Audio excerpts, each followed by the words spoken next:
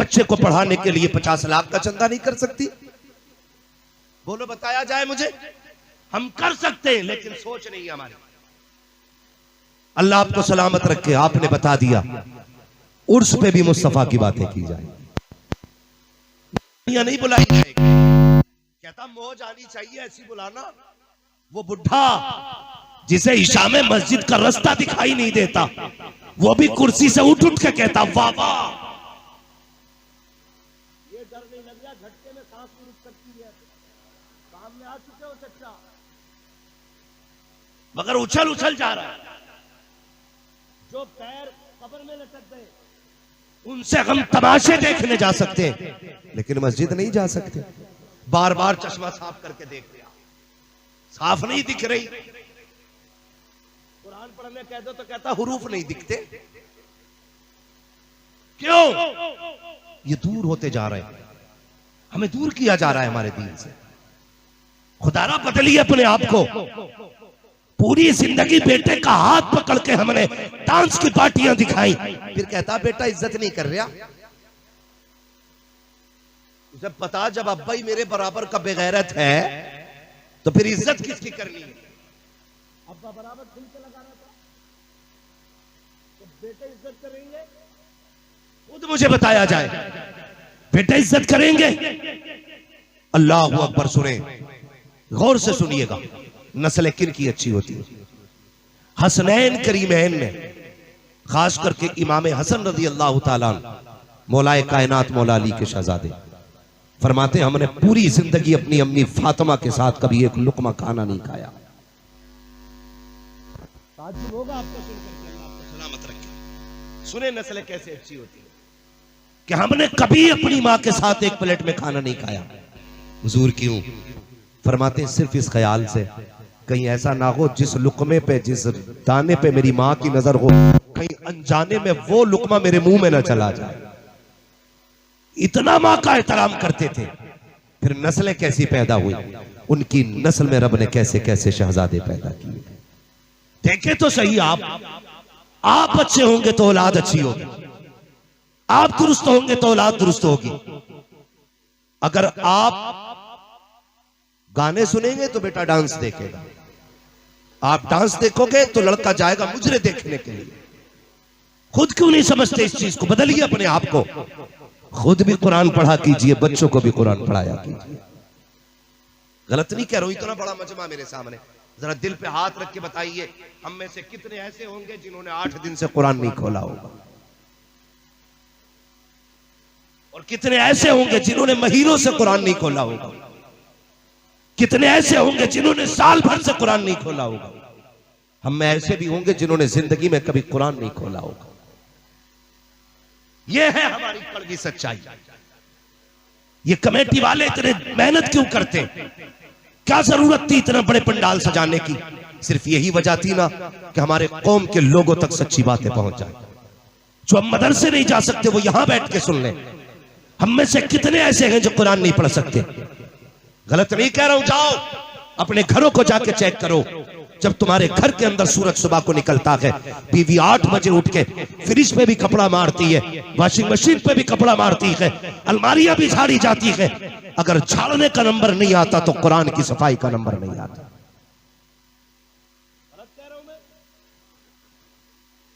मुझे बताया जाए, एक घर के अंदर 8 मर्द है तो 9 मोबाइल तो होंगे, 7 नहीं होंगे। अगर घर के अंदर 8 मर्द हैं तो 9 मोबाइल होंगे, 7 नहीं होंगे। सबके अपने अपने मोबाइल हैं, लेकिन जाओ घरों में जाके चेक करो।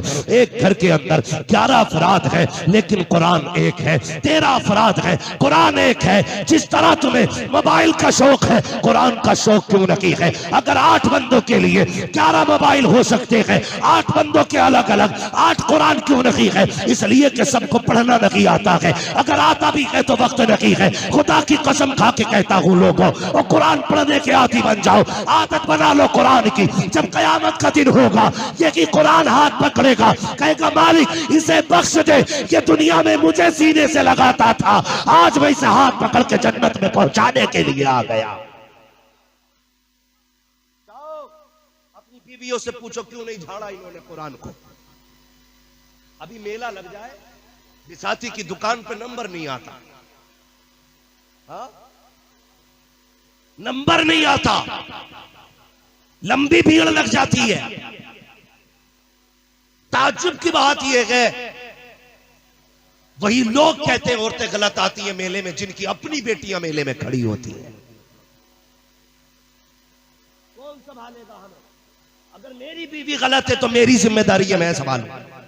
बीवी मेरी हो, मैं इनसे कहूं मेरी बीवी को सुधार दो, तो मुझसे बड़ा नामर्द कौन? आपकी जिम्मेदारी है अपने घर को संभालना, आपकी जिम्मेदारी है अपनी बेटी को शरीयत सिखाना, आपकी जिम्मेदारी है बेटी को तमीज देना। मुझे बताइए, अगर इस्लाम बेटी को नमाज के लिए मस्जिद में नहीं जाने देता तो सामान खरीदने के लिए बाजार में जाने की इजाजत कैसे दे सकता?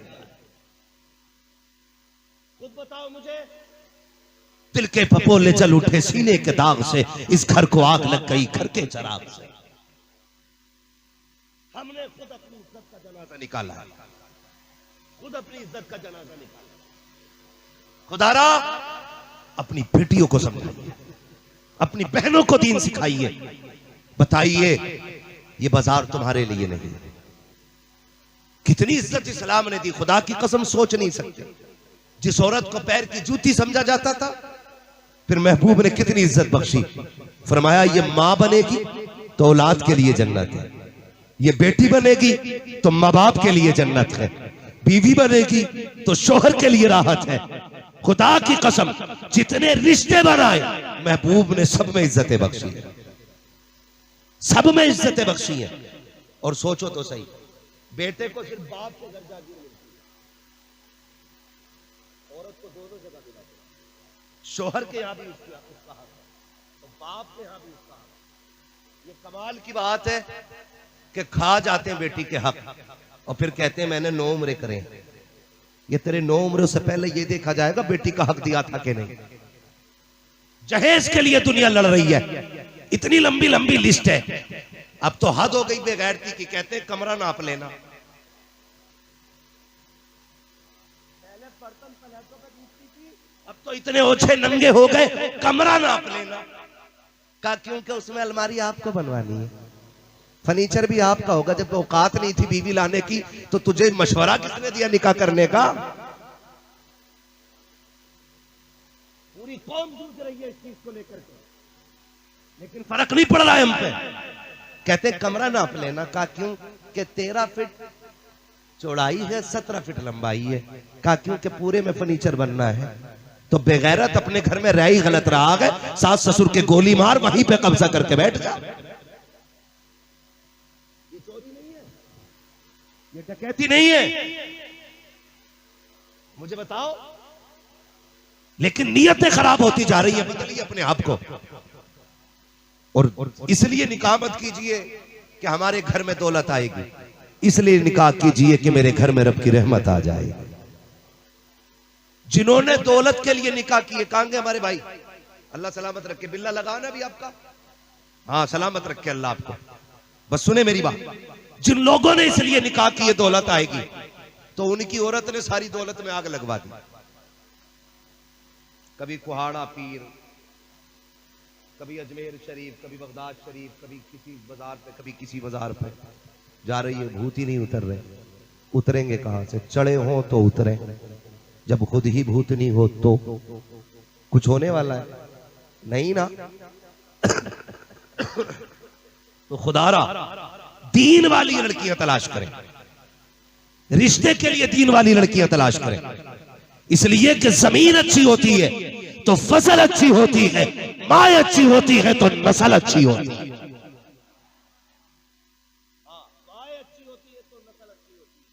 लेकिन गैरत खा गई हमारी कौम को। जितनी नंगी टहलने वाली लड़कियां हैं हम उतने ही लाइक करते हैं। अंधे ही हो गए। अगर पसंद करना है पर्दे वाली लड़कियों को अपने घर की दुल्हन बनाओ, ताकि नस्ल भी हया वाली पैदा हो, दीन वाली औलाद हो। ये जितने डांस करते मिले ना डीजे पे, पूछने की जरूरत नहीं है, समझ जाना अल्लाह ही मालिक है। समझ गए मेरी बात? और करो मेरी बात। तो मैं कहना चाह रहा हूं, मैं जन्नत बांटने नहीं आया, अल्लाह चाहेगा तो बैठे बैठे जन्नत अता कर देगा, वो उसके कर्म के फैसले हैं। माँ अच्छी होती है तो नस्ल अच्छी होती है। माँ कैसी अच्छी होती है, पढ़े आप तारीफ, खुदा की कसम अगर माओ का तस्करा किया जाए, लफ्ज माँ इतना मीठा लफ्ज है, अगर जबान पे आ जाए तो दुख मिट जाया करते, लेकिन तकलीफ होती है। हमारा नौजवान माँ को माई नहीं कहता, माँ को माई नहीं कहता, हज्जन कह रहा।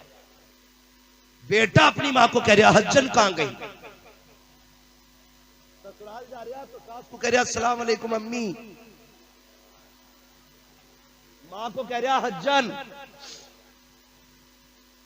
बात सुनो मेरी गौर से, बात हंसने की नहीं है, अंदाज़े बयां मेरा बहुत शौक रखी है, शायद कि उतर जाए तेरे दिल में मेरी बात।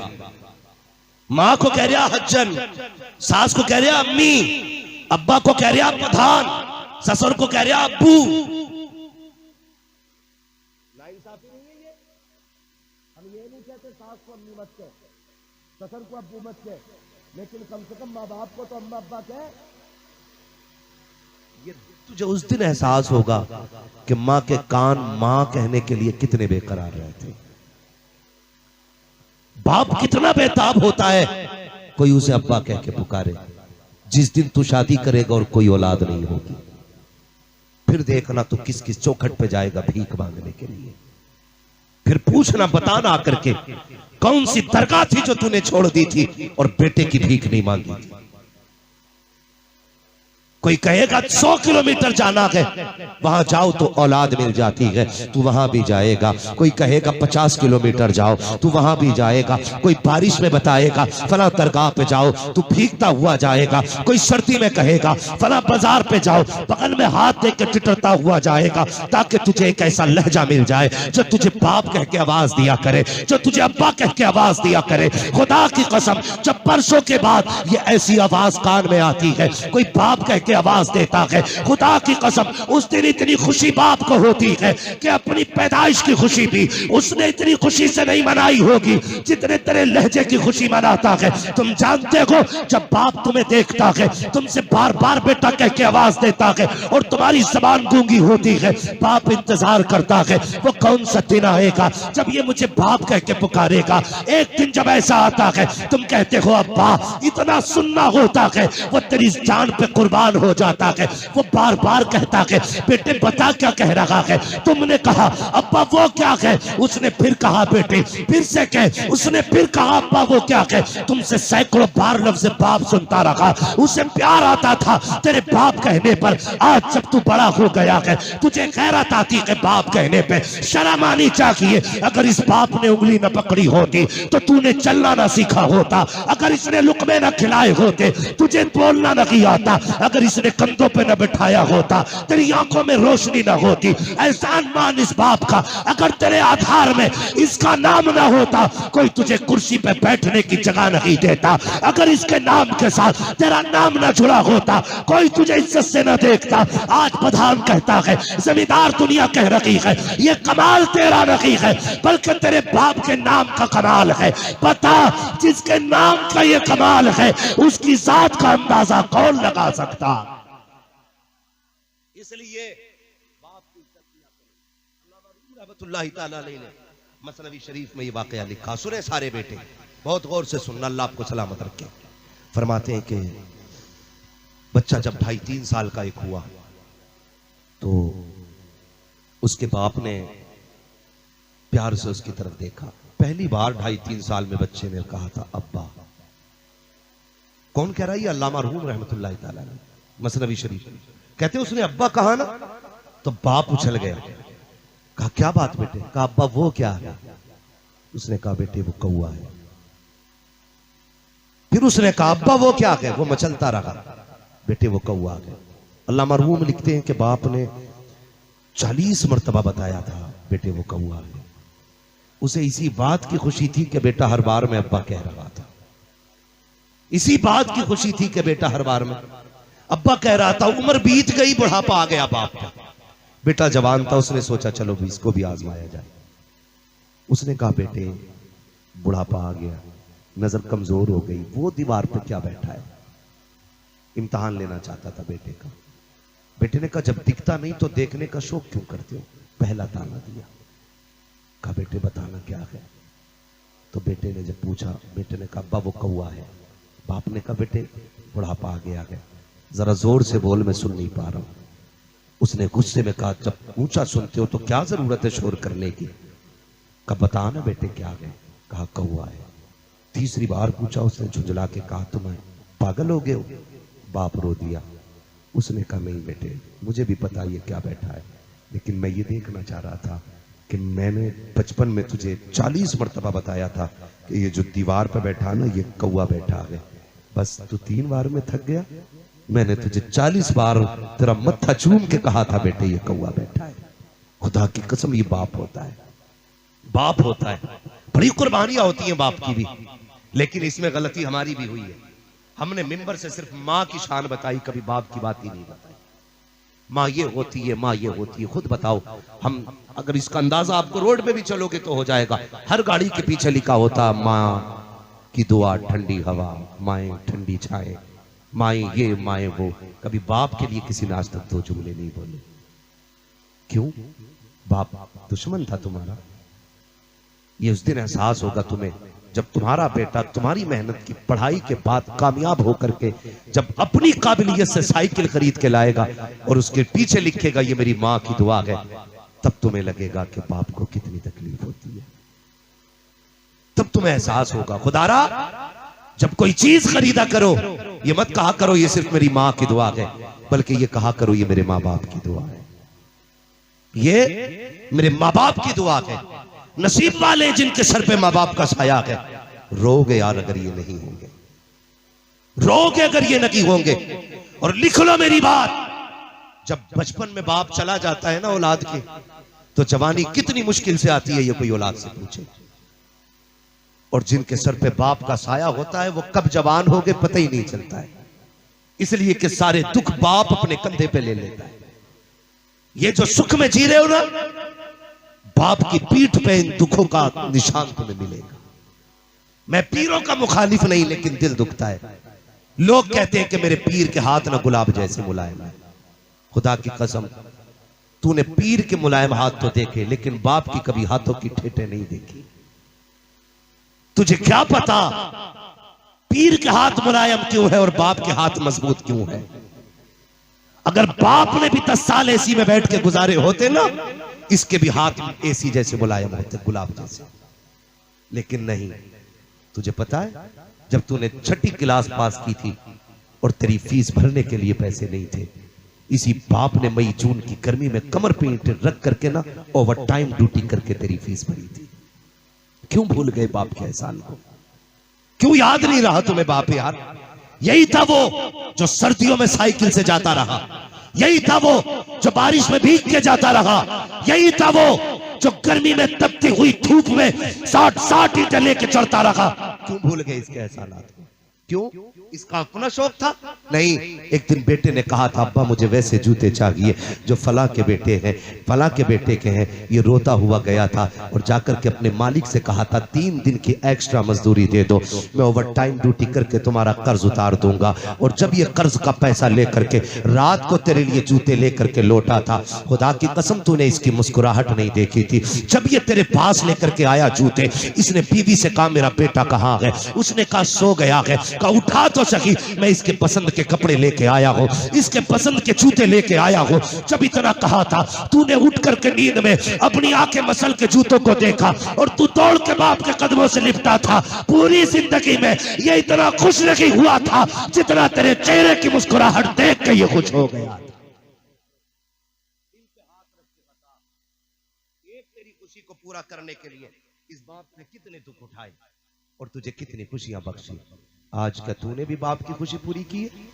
इतने बड़े मजमे में मैं चाहता हूं काश मेरे कान सुने, मेरी आंखें देखे, कोई ऐसा नौजवान हो जो परदेश जाते जाते ये कह के बीवी से गया हो, सुन आज के बाद जो भी खाना बनेगा वो तेरी मर्जी से नहीं मेरे माँ बाप की मर्जी से बनेगा। कितने लोग ऐसे मिलते हैं? सुने, संडे संडे बीवी को लेके जाते हो शॉपिंग के लिए, अल्लाह तौफीक दे तो माँ बाप को भी ले जाया करे। कम से कम ईद ईद पे माँ बाप को कपड़े बना लिया करो। इज्जत की जिंदगी जिलाओ माँ बाप को, उन्हें यकीन दिलाओ कि तुम उनकी औलाद हो, उनसे प्यार करते हो। कभी सोचा हमने? सोच भी नहीं सकते उनकी कुर्बानियों को। खुदारा माँ बाप की इज्जत किया करो। फरमाया गया जो मुस्कुरा के माँ बाप का चेहरा देख लेता है अल्लाह उसे हज मकबूल का सवाब अता फरमा दिया करता है। लोग 50-50 हजार फीट ऊपर उड़ के जाते हैं, 5 लाख खर्च करके हज करके आते हैं, लेकिन कोई सर्टिफिकेट नहीं है हज कबूल है कि नहीं। मुस्तफा फरमाते हैं सुबह उठ ना उड़ 50,000 फीट की ऊंचाई पे, ना खर्च कर 5 लाख 4 लाख, सुबह उठ के मुस्कुरा के माँ बाप का चेहरा देख, अल्लाह तुझे घर बैठे बैठे हज मकबूल का सवाब अता फरमाएगा। ये काम कीजिएगा, माँ बाप की इज्जत कीजिएगा। और सुनिए, जो चीज मेहनतों से नहीं मिला करती है ना, वो माँ बाप की दुआओं से मिल जाया करती है।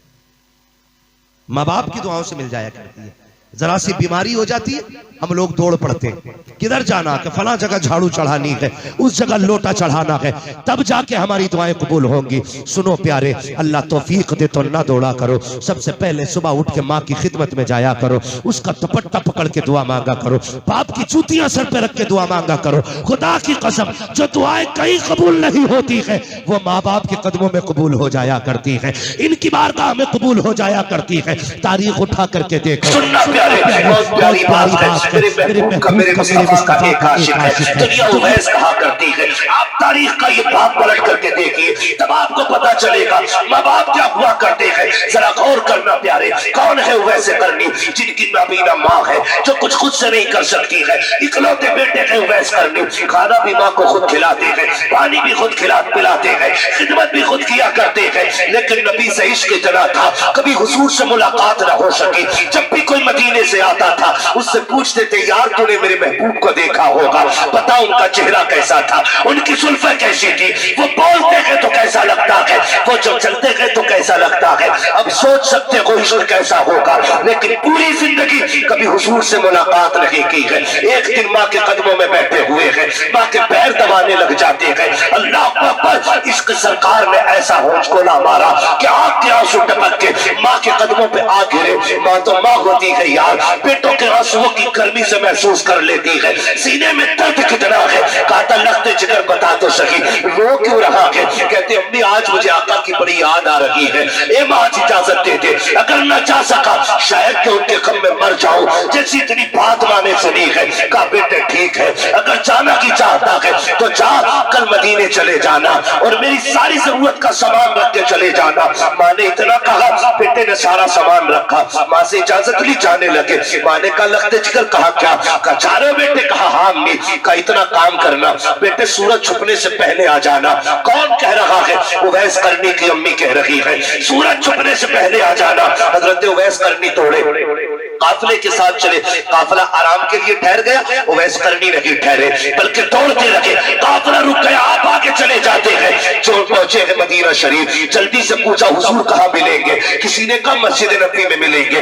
दौड़ करके गए, देखा मस्जिद भी खाली है, कहाँ मिलेंगे, कहा हो सकता हुजरे आयशा में मिल जाए। पहुंचे उस तरह दौलत पर, खटखटाया, आवाज आई, मंदक्कल बाप, किसने दरवाजा बजाया है? कहा कि मैं आया हूँ। कहा क्यों आए हो? कहा हुजूर से मुलाकात करनी है। अंदर से हजरत खदीजा, हजरत आयशा सिद्दीका की आवाज आती है, हुजूर अभी अभी बाहर चले गए हैं, थोड़ी देर ठहर जाओ, आ जाएंगे। अल्लाह अकबर, उवैस करनी रो देते हैं, कहते हैं अगर मेरे पास वक्त होता पूरी जिंदगी इनकी राहों में बैठ के गुजार लेता, लेकिन क्या करूं वक्त ने साथ न दिया, सूरज छुपने से पहले घर जाना है।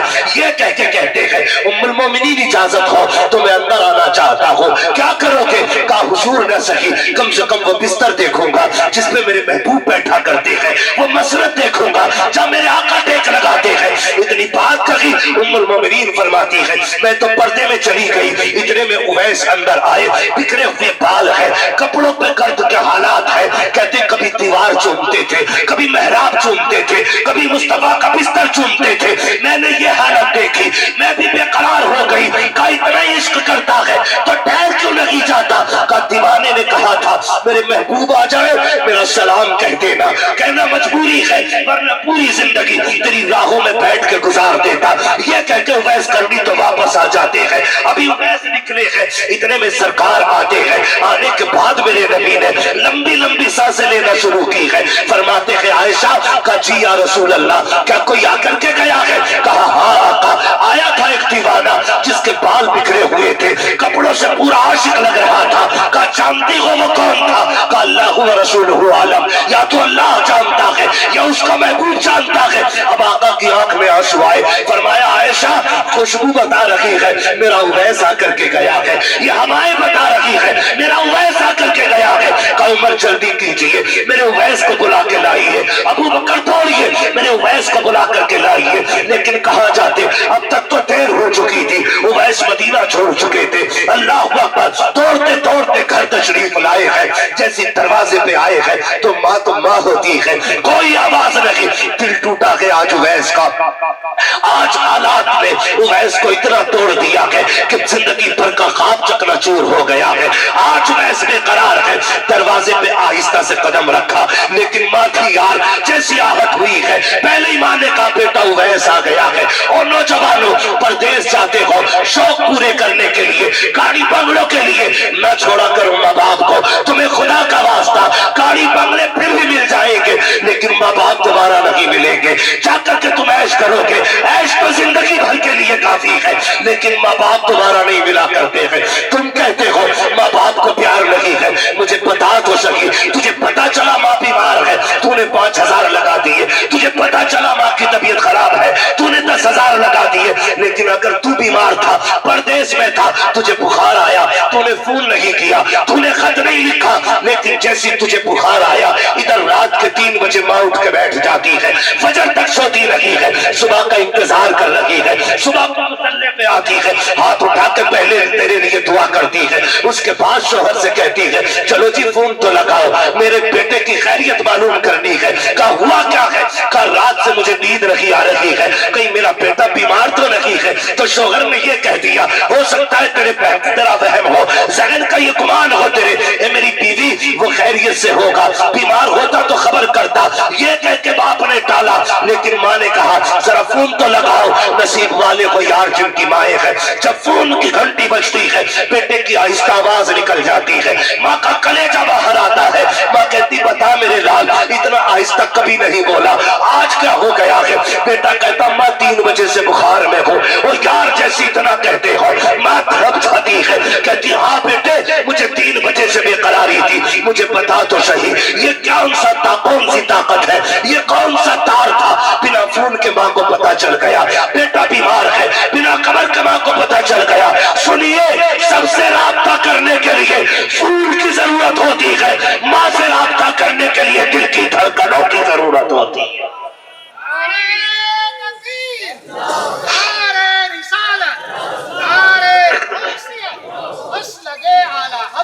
खुदारा माँ की इज्जत किया करो, ये माँ होती है। परदेश जाते हो ना, परदेश जाते हो, तुम चाहे 10 लाख महीने के कमाते हो, 2 लाख कमाते हो, लेकिन माँ का जब भी फोन आता है पहली आवाज ये होती है मेरे लाल रोटी खा ली, खाना खा लिया? खुदा की कसम ये जात है जो तेरे एक एक लुकमे की फिक्र करती है। और ये आज बता जाऊं, मेरी माँ बहनें बैठी हैं, माँ कभी भी बहू से नहीं लड़ती है,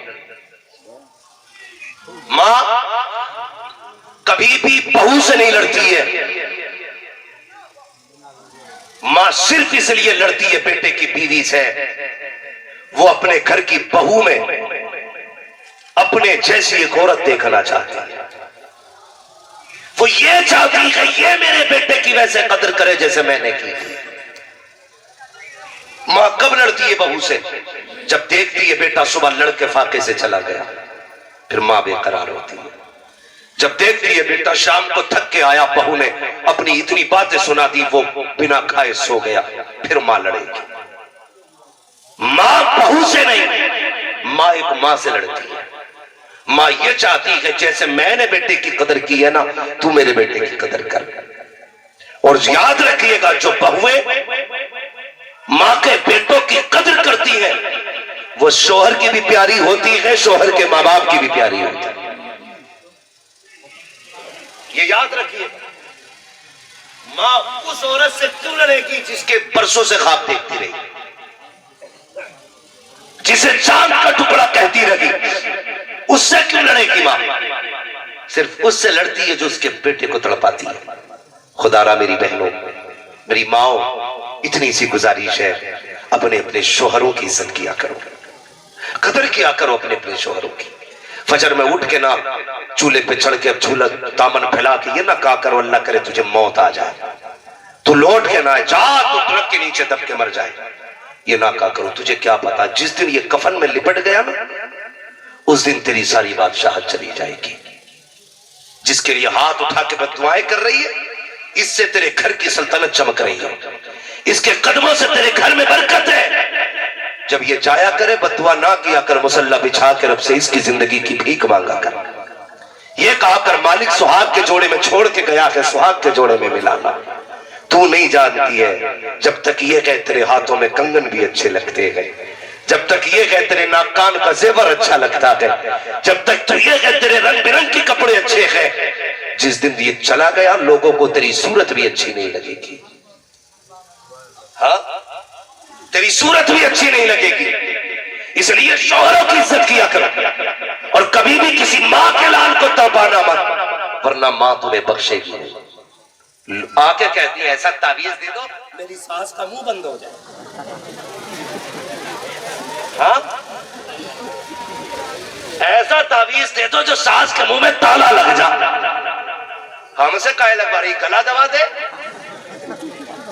ना होगी ना तुझे देखेगी। जब तू रोज तमाशा करेगी उसके बेटे के साथ, वो छोड़ देगी तुझे? वो तो बेटे के लिए अपनी जिंदगी की परवाह नहीं करती, तो तू क्या है? अगर चाहती है वो तुझसे प्यार करे तो तू उसके बेटे की इज्जत किया कर। ये समझाया करो बेटियों को, ये समझाया करो बेटियों को। इसलिए मेरे भाई माँ बाप की इज्जत करेंगे, सारे बोलो करेंगे माँ बाप की इज्जत। आज की महफिल अज़मत वालिदैन है। बस आखिरी बात, उवैस करनी दरवाजे पे आए, माँ ने कहा आ गए बेटे, सुने माँ क्या होती है। आ गए बेटे, जी अम्मी। माँ ने कहा आ मेरे करीब, आके बैठ गए, माँ भी बैठ गई। उवैस करनी कहते मेरी माँ ने कहा बेटे जिसके लिए तड़पता रहा अब बता वो तेरा महबूब कैसा है। जब इतनी बात कही ना तो अब फिर इश्क ने अंगड़ाई ली, बेकरारी बड़ी, जब्त के बंधन टूटे, फूट के रो दिए। कमा जिस महबूब की बात कर रही मैं देख नहीं पाया उसे। कहा क्या हुआ? कमा मैं गया हुजूर थे ही नहीं मदीने में। कहा बेटे इंतजार कर लेता।